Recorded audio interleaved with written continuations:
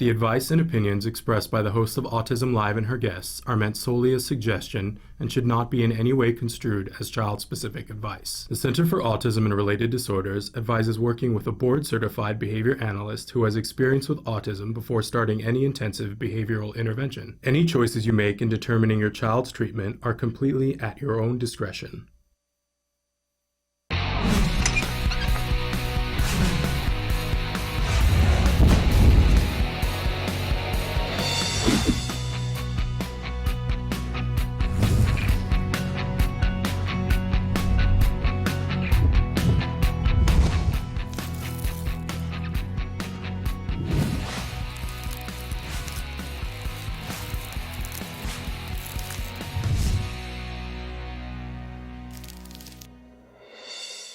Good morning and welcome to Autism Live. I'm Shannon Penrod and we are coming to you from the Warner Center in Woodland Hills, California. This is the home for Autism Live. It is also the home for the Center for Autism and Related Disorders.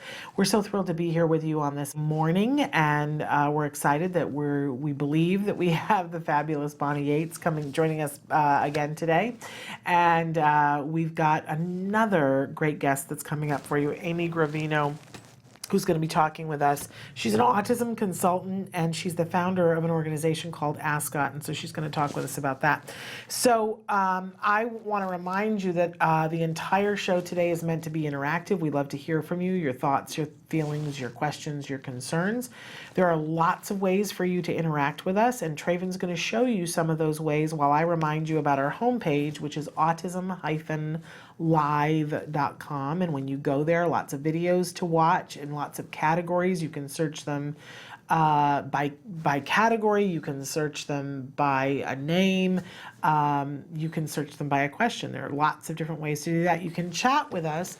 On the bottom, there's a chat button. It says chat, and if you click it, it opens up a little window, and you can type there and send that off to us, and it shows up here on my screen, and that's a wonderful thing. But you can also interact with us via YouTube and Facebook and all the other places that we are available. We love, love, love to hear from you. I do like to remind you that we have lots of experts that are on the show, and in fact, we're going to have some great experts on the show today. I'm not one of them. Like, we really don't want to mince words about that. I am a really proud mom. My son was diagnosed with autism at the age of 2.5, and he's a miracle now and doing so well. And that is not because I was a good mom. That's because I lucked out and got the very best of therapy and treatment from the Center for Autism and Related Disorders. And that's part of why I am so adamant now about making sure that you guys get information and inspiration to help you on this journey, and to not feel as though you don't have options and you don't have resources, because maybe you don't have enough. Let's be very clear about that. But there are things out there and there are people out there who are working to help you on a daily basis. And when I say you, I'm talking about the autism community. And that includes, of course, the individuals that are on the autism spectrum, of course, but also their parents, their teachers, the people who work with them, their spouses, their girlfriends, their boyfriends, their cousins, right? I include all of those people in the autism community because I think we all need to be in this together. We all have something different that we need, and we're going to see things from a very different perspective, absolutely. And we are not ever going to agree on everything. We're just not going to. And that makes sense to me. Doesn't it make sense to you too? But we do agree that individuals with autism need to be treated with dignity, that they have rights, and that they should be given the supports and services to help them to be able to achieve everything that they find meaningful in their life. Not the thing that we find meaningful, but what they find meaningful. So I think we're all in agreement on that. And I do like to say, let's hold hands, let's get there together. Si se puede, right? So having said all of that, we like to start Mondays with something we fondly refer to as the jargon of the day. This is when we take on one word, one phrase, one acronym. We try to figure out what in the hey nani nani are these experts talking about? Why are they using these terms? Why are they putting us through this, right? But we need to know, because it's like what stands between us and the progress a lot of the time.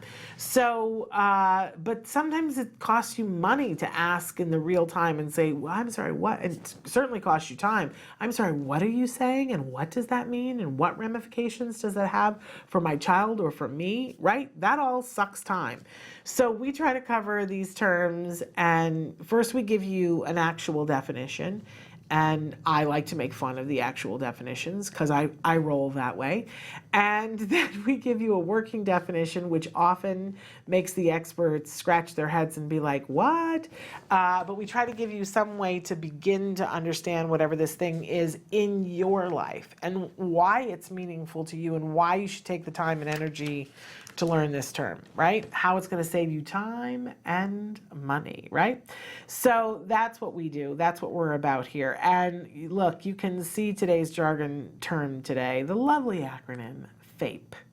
And you will hear people say that, FAPE.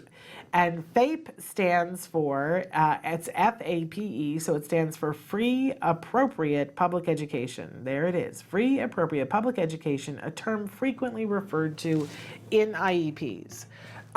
So that is what the actual definition is, but let's move on to the working definition, because there's not a whole lot to be made fun of. You know, I mean, like, we understand these words, right? Free, appropriate, public education, like this sort of, it's like, okay, but I don't really know what that translates to.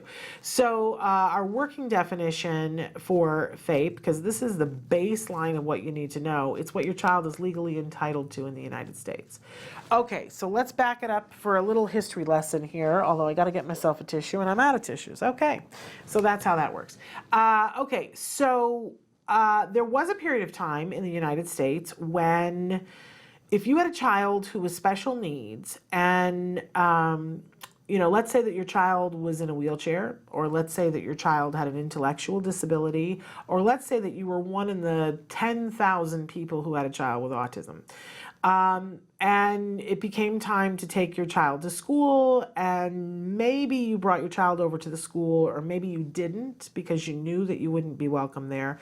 But if you did bring your child over to the school, they would look at you and go, what are you doing here? We don't have a ramp. We don't have a program. We have teachers here and we don't know how to deal with your child.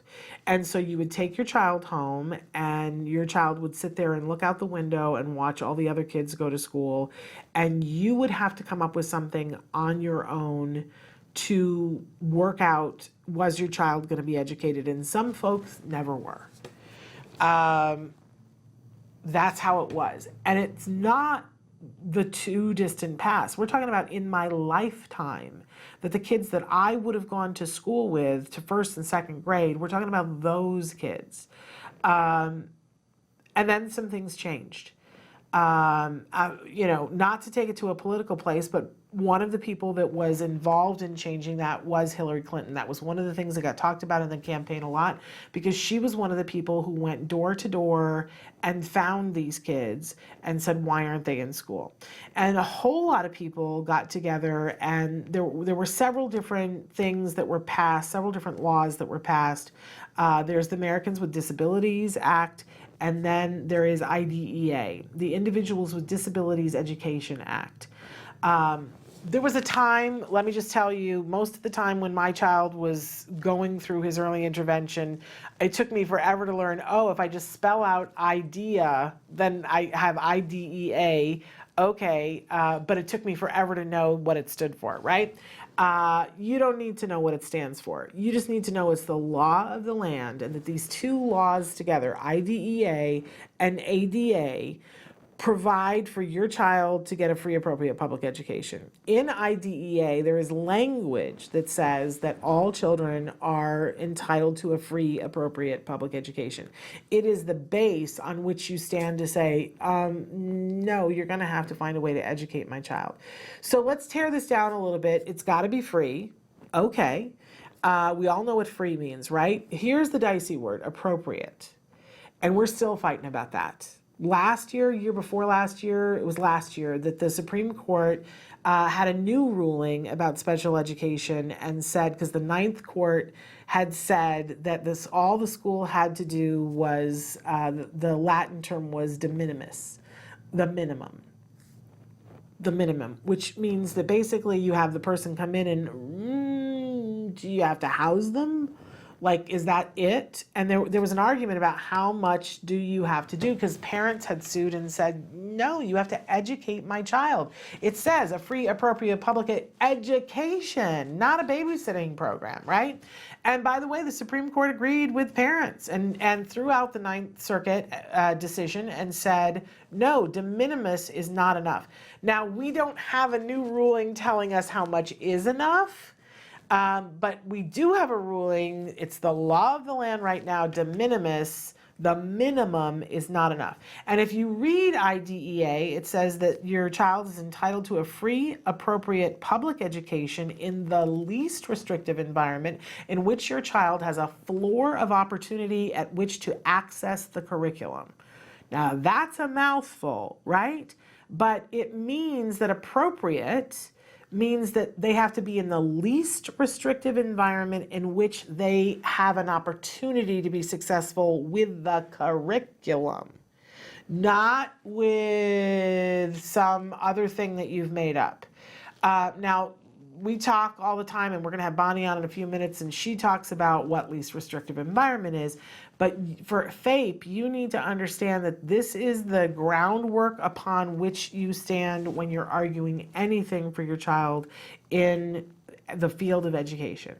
And that appropriate is going to be the word that you're going to have the most contention over, because what you think is appropriate is not necessarily what the special education director of the school thinks, which is not necessarily what the principal thinks, which is not necessarily what the classroom aide thinks, right? And we need to get everybody on the same page for the child's individual education plan to figure out what appropriate is.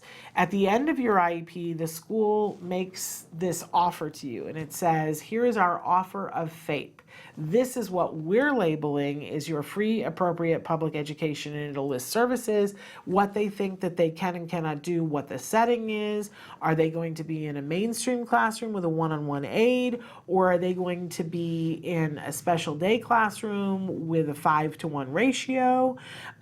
It will list all of those things on it, and those are the things that you will have discussions about, and sometimes even heated arguments about what is appropriate for the child. But just know that this is what your child is entitled to.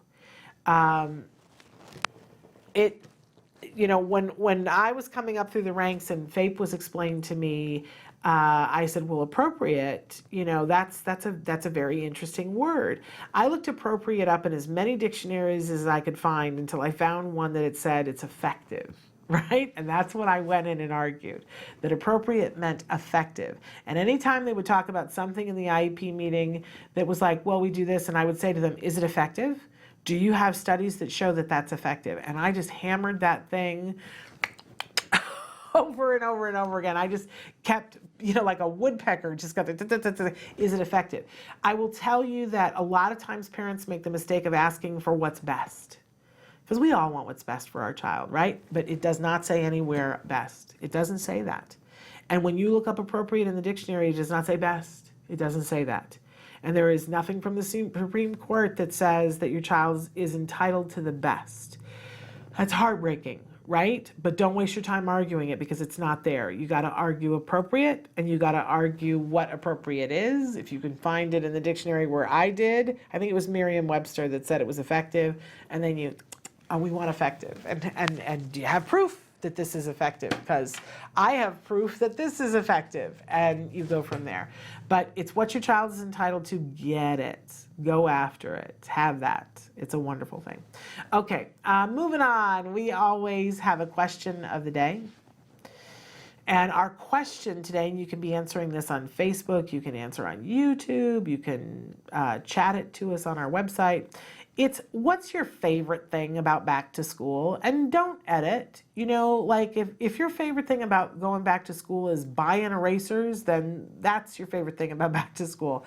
I love the school supplies. I'm just going to be honest. I cannot believe that it's this time of the year and I have not already gone and stocked up on school supplies.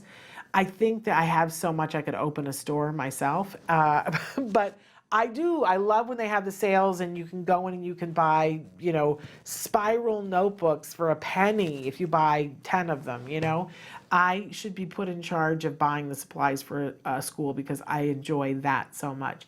But I also love the idea of new.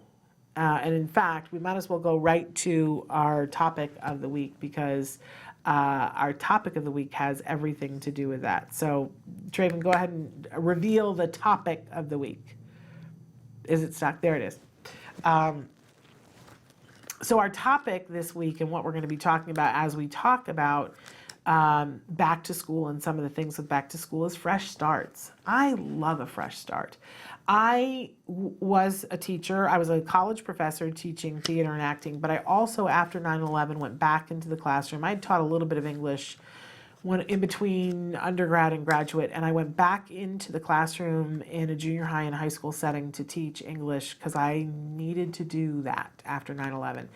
And did that for a couple of years before my son was born. But I love the fact that there are all these automatic fresh starts built into school. There's the beginning of the school year. That's a huge fresh start where everything can be different. That a student that has struggled could come in and things could be different, right? A teacher that has struggled, it's a fresh start. We're going to do things in a new way. It's like, January 1st, but it happens in September. Fresh start. But it's not the only fresh start that school has because every Monday is a fresh start.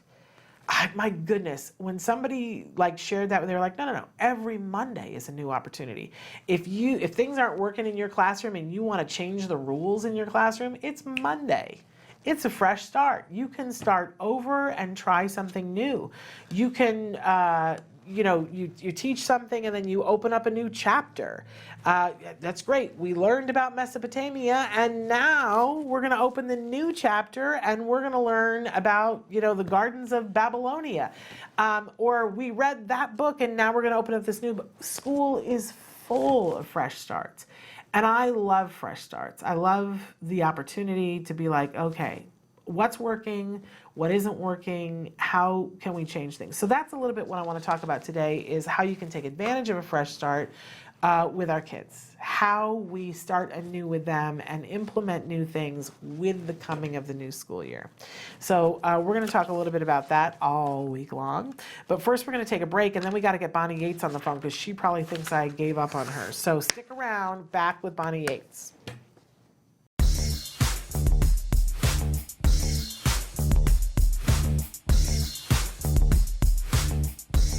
Parent to parent, having a compliant child is one of the greatest things on earth. But frequently we ask ourselves, why doesn't my child listen? Well, here are some tips to help us to get a listening, happy, compliant child. First, we want to make sure that we make compliance worthwhile. Whenever your child does something that's compliant, make sure that you praise them and heap rewards on them that are meaningful to them, things they really want. One of the things that we have to be mindful of is that if the child isn't compliant, we have to praise more often. Just heap it on.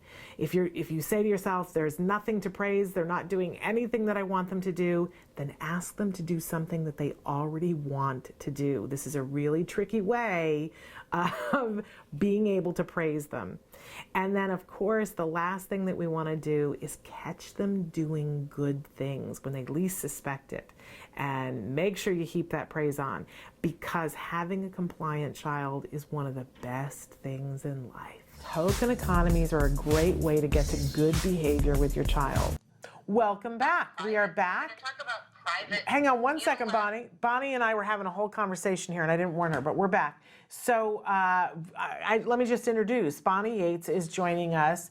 Good morning. Good morning, and she is coming to us from the law firm from Hirji and Chow, let me say that properly, and they're an amazing law firm here in Southern California, in Culver City. And Bonnie, tell us a little bit about Hirji and Chow. Hirji and Chow is a 6-attorney law firm. We're located in Culver City, California, and we serve individuals with disabilities in a lot of settings. In the public schools, through the IEP and 504 process, in the regional center, for the developmentally disabled, for those who qualify, and then we also represent students in college that have higher education issues. And we also do disability-related civil rights litigation. So we're able to cover a lot of bases because we have, different people that do different things. So is we offer people a complimentary consultation if they're in Southern California. So if you want to know more about what we do, our website is www.lawyer4children.com, and our phone number is 310-391-0330. We do want everybody to know that in legal advice, we're talking to people about their legal rights. If you have a specific legal problem in your state, you need to go to www.copaa.net, which is a good place to start looking for a special education attorney. And we do recommend that if you have concerns, you address them sooner rather than later, because oftentimes early intervention is good on the legal front as well as on the clinical front. Anyway. Well, that's a really good point to make. I said that's a really good point to make. I don't know how often we make that point that, early intervention is key, and that it's key in the education setting, and it's a great argument to be made legally as well as clinically. So thank you for making that point. And we do have questions, Bonnie, and we also, there may be other things that you want to talk about. So which would you like to start with? Respond to the last thing you said, because I gush out quickly before we get to your questions what I mean by saying early intervention in the legal realm can be important too. If you can get some free advice and learn more about how the IDEA process works, you would be well advised to do that, because what at times is, for example, a client will come to me and say, number of IEP meetings that were very illegal, and I say, well, did you record those meetings? And they say, no, we didn't. So it's going to be very difficult to prove what people said. The district will disclaim the things that people said. It doesn't matter if there's some documentation. It's not a substitute for knowing what was on the recording. So in California, the rule is that you can audio record a meeting if you give the district 1 day, 24 hours written notice. And people are reluctant to do that, because when they start to record meetings, oftentimes the district will push back and say, are you sure you want to do that? And you're making this adversarial. I can't emphasize enough how important meetings being recorded is. Similarly, people get in these kind of free and easy communication school, and they're parents of young children, and they're busy. But conversations that you have with somebody that are not memorialized in writing are not going to help you after the fact. So that would be alone two things that people, if they came in and sat on and talked about what they should be doing. And the discussion goes from there. And the hard part for me is I get a lot of people coming in and saying, what would be a better district to move to? Yeah. And then I have to explain to them that even in the affluent districts in Southern California, the systemic problems are the same, because we've got an underfunded mandate and people that went into special education to be helpful, and then they crash into the fact that there aren't enough resources to go around, and that promotes a kind of behavior that can be misleading and not helpful. And to some extent, parents have to have that experience, that aha experience of realizing that the way the system is described as versus the way the system actually functions are not the same. And that's a hard realization. The last thing I'm going to say is, frequently I'll have extended conversations with a parent. They'll decide they're going to retain our office to represent them, and then something happens, like the district will offer a different placement, or there'll be some adjustment that's attempted, and more times than not, that person's situation is still not going to resolve, and they're going to come back later. But it's always good to know as much as you can about this process, and we view ourselves as wanting to fulfill IDEA's mandate, which is to create informed parents that can self-advocate. So that's why we want to spend time with you, because we want you to understand, for example, that there's a very strong thread running through the IDEA that parents are supposed to receive informed consent so they can participate in an informed way. And that's why I talked last week about prior written notice. So that's why it can be good to collaborate early on. And remember, just because you go and talk to an attorney does not mean you're going to take adverse action against the school district.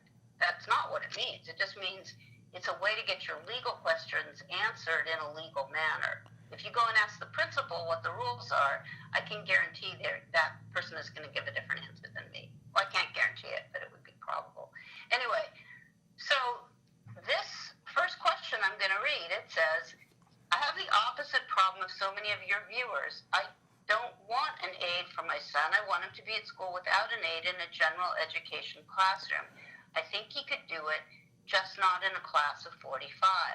That is what his current junior high classes have. Is class size part of environment? Can't we request a smaller class size? School says no, but that is what would make my son more productive. Okay, that's a great question, and to some extent it folds into what I was going to talk about if we had time later today on the show, which is the trend I'm seeing, a strong trend in the direction of parents placing their kids in private school and suing the district for reimbursement.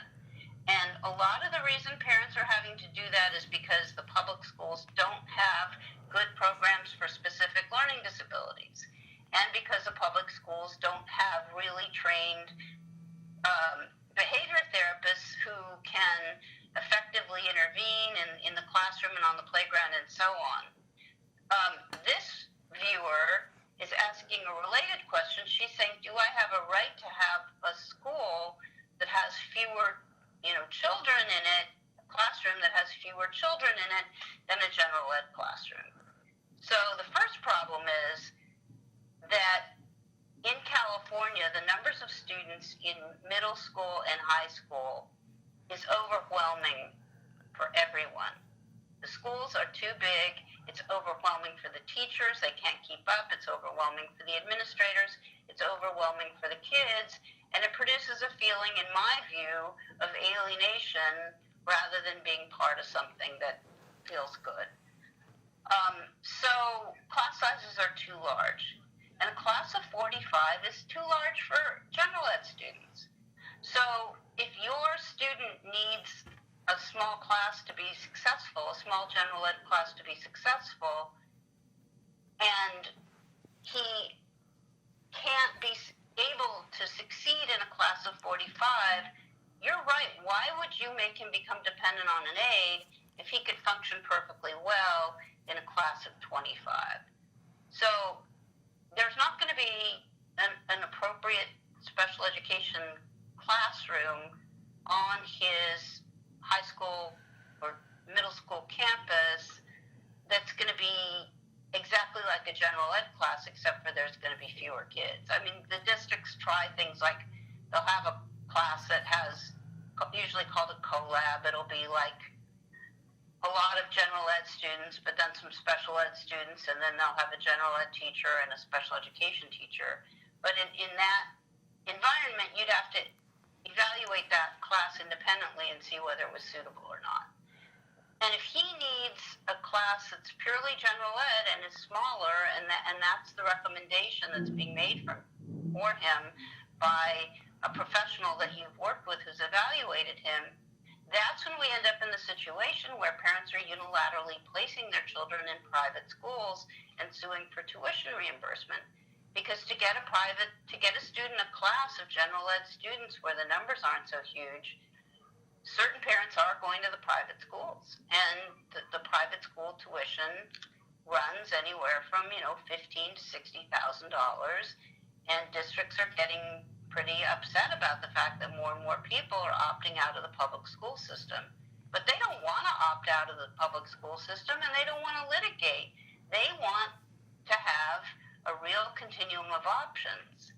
And since there isn't, if this is needed to provide FAPE, and it's not available in the public schools, and the only way you can get them in a general ed class is to make it more restrictive by putting an aid in place, then I think that's a good place to start the discussion about how we do unilateral private placements. Now, I understand that this is not an option for a lot of people, because to pay for private tuition and engage an attorney at the same time is a significant financial undertaking. But I don't really have another way right now that I can think of to get that class for somebody. So that's my answer to question 1. Okay, I like it. Do you want to move on to the next one, and do you want to read it, or do you want me to? I'll read it. Okay. But I want to say I don't like this situation with the private schools at all. I don't like that there aren't enough good non-public schools that are out there. And the reason that's true is because the public schools have strangled the non-public schools and grossly underpaid them, and they can't create a robust program for a child like, with autism for $125 a day or whatever LAUSD pays. I hate telling parents, I have phone call now after phone call, and parents say, well, what schools are out there? And I say, I'm going to go down the list with you, and it's slim pickings. From San Diego to Santa Barbara, there are not enough appropriate schools. So I don't like the trend at all. It's very concerning to me, and it is clearly what's happening. Next question. We are making the decision to take our son out of diploma track. It's too stressful. But I'm absolutely adamant that he get to attend graduation and walk with the students in a cap and gown. They just don't have to give him a diploma. Do you have a right to that? Yes. That's an accommodation that you're entitled to under Section 504. And I would be very surprised if they treat him differently than the other students and they discriminate against him. Are you being told you can't have him walk? Because generally public schools are very good about that issue. Okay. We've got about 3 minutes left, Bonnie. Do we want to move on to the next? 3 minutes? Yeah. Yeah, okay. Let's see. My son recently hurt his aide when he was having a meltdown. Everyone who was there says it was clearly an accident and the aide got in the way at exactly the wrong moment. The aide is saying it was deliberate. He's threatening to sue the school and me personally. I wasn't even there. He can't do that, right? How do I work to keep my child at his school with this program, with all of this? Okay, well, you're presumably your son has a qualifying disability of autism, and if he hurt the aide while he was having a meltdown, there's no way that anybody's going to be able to come after you, okay? I mean, for one thing, the behavior is a manifestation of his disability. You can't punish him for that, but you don't have any individual liability. And if the aide is threatening to sue the school, she's probably unhappy in general in her relationship with them, because once you sue somebody, you're not going to want to work there. So that's sort of, to me, that's between her and the school. But it seems like she's hostile to your child now, and so it's probably going to be appropriate to replace her with somebody else. Maybe I can go really fast and finish the last question. Okay. That would make me really happy. Okay. Can we do it? Yeah, let's do it. I have a 3-year-old with a recent ASD diagnosis. We want to put him in a CARD program for intensive ABA. School wants us to bring him for 8 hours a day. They're telling me I'm a bad parent. I feel like they're trying to intimidate me. What can I do? First of all, they'll never put in writing that you're a bad parent. Second of all, go read the 1987 Lovaas study and I can talk to you more outside of this forum if you want, but the bottom line is if you have a 3-year-old and you're lucky enough to be in a position to do full-time ABA with him, all the research says you should do that. And we can talk about what that looks like on another show when we have more time, but I'm never happier than when I get a 3-year-old in the office and I tell the parents, forget about public school. Do ABA. That's what the research indicates is effective. It's what I did with my son, with who had a very good result. When he was ready, he moved into a small private school with normal peers, and he had a one-to-one behaviorist with him, and he began his school journey that way. I just think you have to put their stuff on extinction. You're not a bad parent. You're an inquiring parent. This has worked great for me and a lot of other families who were lucky enough to get early intervention. 8 hours a day at school ain't going to do much for your 3-year-old, in my opinion. But 8 hours of intensive quality ABA will do a lot. Yes. Yeah. Yes, exactly. Yeah. Get that ABA. Get that ABA while Do the it. brain is plastic. That's Okay, right. We got to go, right? Yes, we do, but talk about Here Jean Chow really quick. Here, Jin Chow, really quick, 310-391-0330. We'd love to hear from you. Next week, we're going to talk about private placements. Okay, let's do it. Thank you so much for being with us. You have a wonderful day, Bonnie. Bye-bye. Bye. So that was the fabulous Bonnie Yates, special education attorney, and shout out to Here Jean Chow.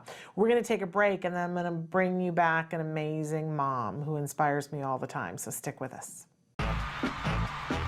You say howdy, we say hi. Let's get rowdy, let's get wild. Let's get wild. Let's get wild. Let's get wild. Let's get wild.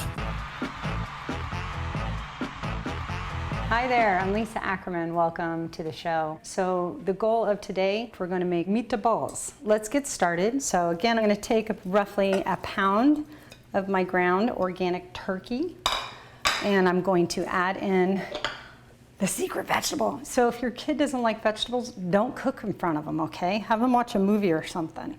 But you definitely want to make sure they're not watching, because then they won't eat it. So, and here we go with the egg. And our breadcrumbs. I'm just adding salt and pepper to taste. If you think about kids' shapes and sizes, you want to think small shapes, small hands. So your oven should be preheating at about 400 degrees. We're going to kick into the oven here and look at our meatballs. I did flip them halfway through the 20-odd minute. So we'll put, just like Julia Child's, there's our finished product right there. These are good.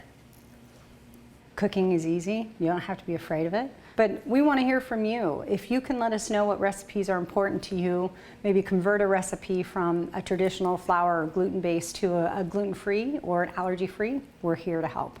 So you get to us, you can email us at autismlive@gmail.com. You can reach out on Facebook at facebook.com/autismlive, or reach out at Taka Now.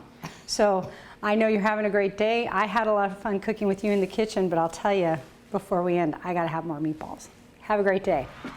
You say howdy, we say hi. Let's get rowdy, let's get wild. Let's get wild. Welcome back to Autism Live. We are so excited. I was just saying, this is Amy Gravino, and we're welcoming her back to the show. And I said, Amy, how long has it been since you'd last been on the show? And what did you tell me, Amy? I said it's been 7 years since I was last on Autism Live, 2012. And I nearly fell over. I was like, 7 years? But listen, this is how great Amy is, that it's been 7 years and I remembered her like it was a week ago. And how remiss am I that we haven't had her on in 7 years. Amy is amazing, and we're so excited that she's here with us today. And Amy, I'm going to let you tell them a lot about yourself. But one of the things that I tease them with is that you are the founder of something called A.S.C.O.T. Do you want to start by telling us what A.S.C.O.T stands for and what you do at A.S.C.O.T? Absolutely. So A.S.C.O.T stands for Autism Spectrum Coaching and Other Techniques. I originally started it in 2010 when I obtained my college coaching certification for students on the spectrum from Bank Street College and Dr. Linda Geller in New York City. Since then, it has expanded because what's kind of taken over everything that I do is I give presentations about autism and sexuality for a living. And so what's happened is that I've had people contact me also who are not yet in college or who are thinking about going to college, or younger people on the spectrum, teenagers who are looking for mentors. So I've added this kind of mentoring facet to A.S.C.O.T, where I, as an older person, well, not older, but, not teenager on the spectrum, I will speak to people who need some advice, need somebody to talk to who's been there, who knows what it's like.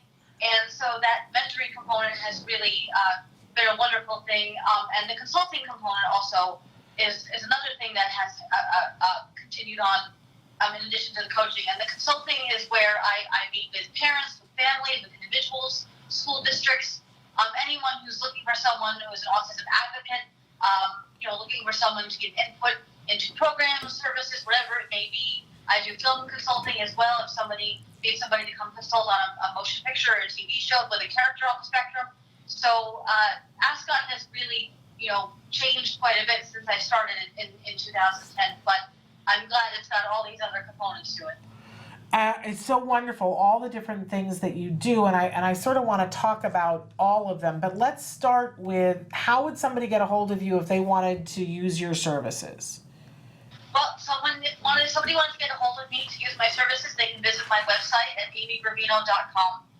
There's more information there about A.S.C.O.T, about my public speaking. And you can also send me an email at amy@amygravino.com. That's the best way to reach me. I love that in your personal bio that you include a sentence in it that says, when I was younger, my inexplicably large head kept me from ever wearing a hat. Now I wear many of them. And I love that's the perfect description of what you do. You do wear a lot of different hats, and I love that you put it in that way. You clearly have a wonderful sense of humor. Okay, I don't know which thing to talk about first, but let's go for the meaty, juicy part, which, there are very few people that are talking about the dating and sexuality part of the equation.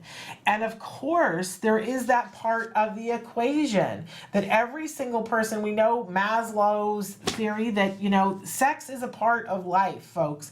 And yet it seems like everybody's a little squeamish when we get to talking about sex and dating and sexual relationships with people that are on the autism spectrum. It kind of mystifies me. Everybody gets a little, so I love that you are speaking about this. In fact, you've got a new book that's coming out, right? Yes, I have a book that I've been working on. It's called The Naughty Audie, and it's a memoir of my experiences as a woman on the spectrum with dating and sexuality. So it's not a how-to book. It's not a guide. It's an actual memoir of my own experiences. I'm trying to find a publisher for it, really hopeful. I think, and the great thing about it is, because when I give these presentations, people will come up to me and they'll say, I'm not autistic, I'm not on the spectrum, but I totally relate to that. I went through something just like that. So people, the reason I think why we have such a stigma around talking about sexuality and autism is there's this idea of it being so different, that this is something, how can somebody who has this disability, what kind of interest do they have in sex, and how do we talk to somebody with these challenges about this? And the truth of the matter is that, yes, there are differences, but there are a lot of similarities as well. There are a lot more things that make us alike than make us different when it comes to some of these experiences. And so I'm hopeful that through my speaking and through the book, I'll be able to show people that and show that these are important conversations that we really need to have. And so that's been kind of just the biggest overarching thing since I started doing all this. I've been professionally speaking for 13 years. I started doing the sexuality presentations in 2012, and it's just blown up since then so much because people are suddenly realizing, oh, my child on the spectrum is going to become a teenager on the spectrum, and then an adult, and right. oh crap, I didn't prepare for that. Yeah, it's a very strange thing to me that everybody.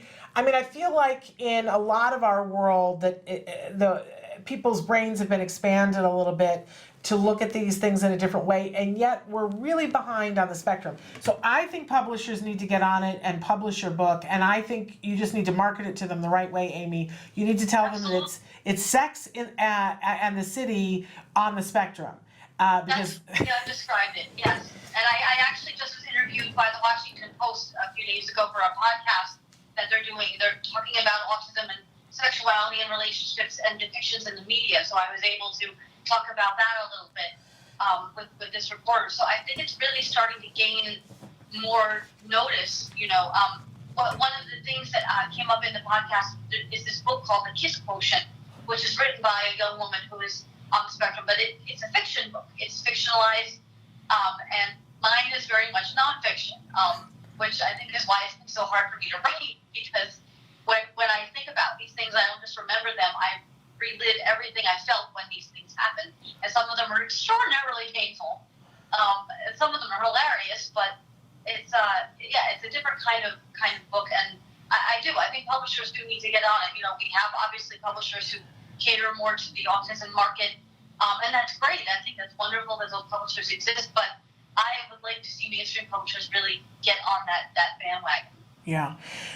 Okay, I want to pivot a little bit to talking about A.S.C.O.T and the consulting, and so who would be your ideal client for parents that are watching right now and that are like facing that moment when their kid is going to go away to college? Who's like the perfect client for you, and what can you do for them that parents will go, oh my gosh, that's exactly what I needed? Well, when I think about who a perfect client would be for me, it's hard to say, because everyone's experience is going to be different. Everyone, if they're looking at going to college, what they want out of that is going to be different. And it's going to be different not only from other autistic would-be college students, it's going to be different from what their parents are thinking. True. As well. So I find this when I meet with a client, that what their parents think is the most pressing issue isn't always what the client thinks is the most pressing issue. Well, so for instance, and excuse me 1 second, let me clarify. So is it better, I can think of one friend that her son has said to her, I want to go to college. And mom is like, I don't think it's possible. And I'm telling her, oh, no, you're completely barking up the wrong tree here. You absolutely should, he wants to go to college, you should send him to college. So is that a client that you could take and help? I could. I mean, again, it would be, if that client wants the help, if they feel that they, you know what I mean? Because everybody also is at that different point in their journey where they feel like they can ask for help. Because when I went to college, there was some services available to me. There was the academic support office, although it wasn't specifically geared to students on the spectrum. I felt ashamed to ask for help. I felt like this makes me weak that I need help. I mean, here I am. I fought so hard. I'm in college. I shouldn't need help. And what I say to clients and I say to people is that asking for help is not a sign of weakness. Asking for help is a sign of strength. Yeah. Because you're acknowledging that you are struggling with something. You're recognizing that in yourself. You have a level of self-awareness and you're doing something about it. So, but not everybody arrives at that point at the same time. Okay. So pretty much anybody who has a child who's on the spectrum that's thinking of going to college or going to college, they can certainly reach out to you and say, here are our circumstances. Can you help us with X, Y, or Z? That maybe it's help finding the college, maybe it's help finding what the services are that are available at the college that they've been accepted to. Is that a fair assumption to make? Somewhat, yes. I think what I do is more geared to students who are already enrolled in college. Okay. Like I said, that was what kind of started off, but then I added the component, I added the consulting part, mentoring part to students who are not yet in college or who are, maybe dropped out or looking at re-enrolling. So that would be kind of a different element as opposed to someone who is already in college. I have kind of an outline of the services I provide in my brochure, and those are more geared toward folks who are currently enrolled in college. But like I say, I also offer consulting to individuals who are not presently in college. Okay, so wonderful. And again, where people can reach you to contract you for services for A.S.C.O.T, where can they go? They can go to my website, amygravino.com. I'm also on social media, Twitter, Facebook. I have a fan page, Instagram. But the best way to reach me is email at amy@amygravino.com. Okay. And then I wanted to say, because you have such a varied background. You have an MA in Applied Behavior Analysis from Caldwell University from 2010.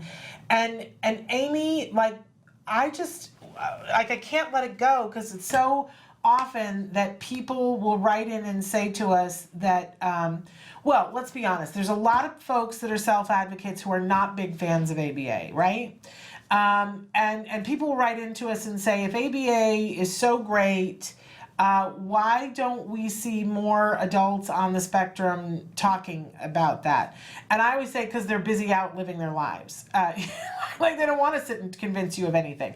But so as a person who refers to herself as a self-advocate, you have a master's in ABA. Are you a fan of ABA or not a fan of ABA?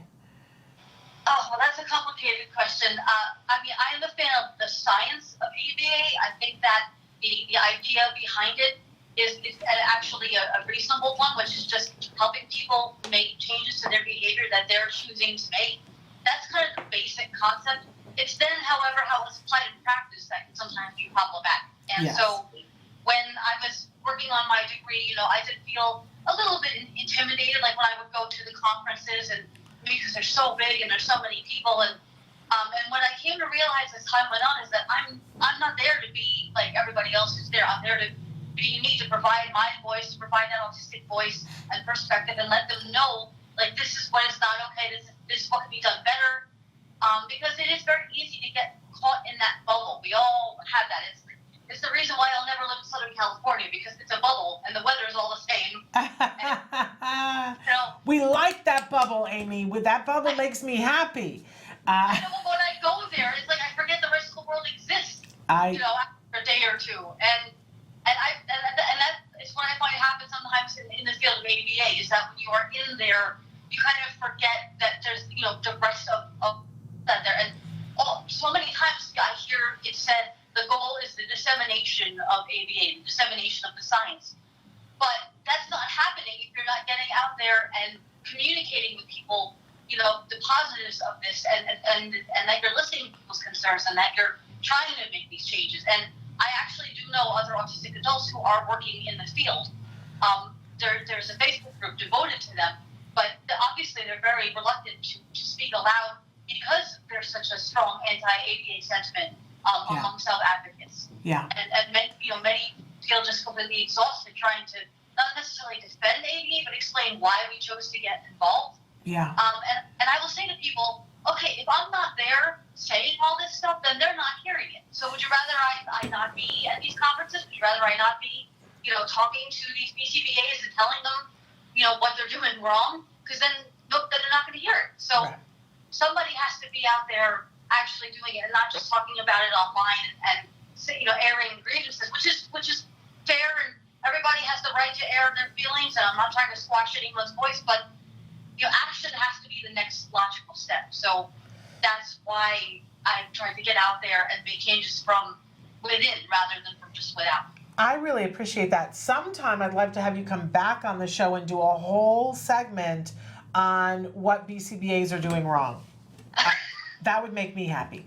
Because I love some BCBAs, and I come from a point of view where my son is going to be able to go to college because he had good quality ABA, and my son has a wonderful sense of himself, and I hear people talk about horror stories with ABA that are not my experience, right?